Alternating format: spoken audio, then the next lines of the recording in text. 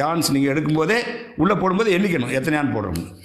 அப்போது into length கண்டுபிடிச்சிக்கலாம். எத்தனை யான் போடுறீங்க, இதனுடைய நீளம் வந்து 10 சென்டிமீட்டர்னா இன்ட்டு 10 போட்டு அதனுடைய இதை கால்குலேஷன் போடுங்கன்னா அதை வெயிட் போட்டுக்க வேண்டியது.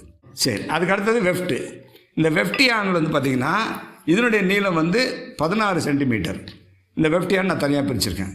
சரியா, இது எத்தனை நம்பர் இருக்குது வெஃப்ட்டு, இது எத்தனை நம்பர் இருக்குது பிரித்து போடுறோம் அப்படின்னு நமக்கு ரொம்ப தெளிவாக கவுண்ட் பண்ணி உள்ளே போட்டுக்கணும்.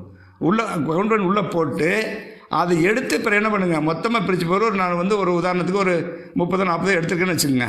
அந்த லென்த்துக்கு என்ன வெயிட் இருக்குது அப்படிங்கிறத பார்த்துக்கணும். இப்போ இந்த 2 யானுக்கு வெயிட் கண்டுபிடிச்சிடலாமா?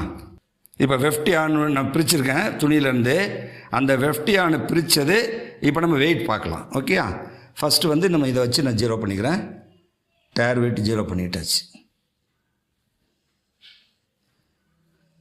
இப்போ இதான் பிரித்த யான்.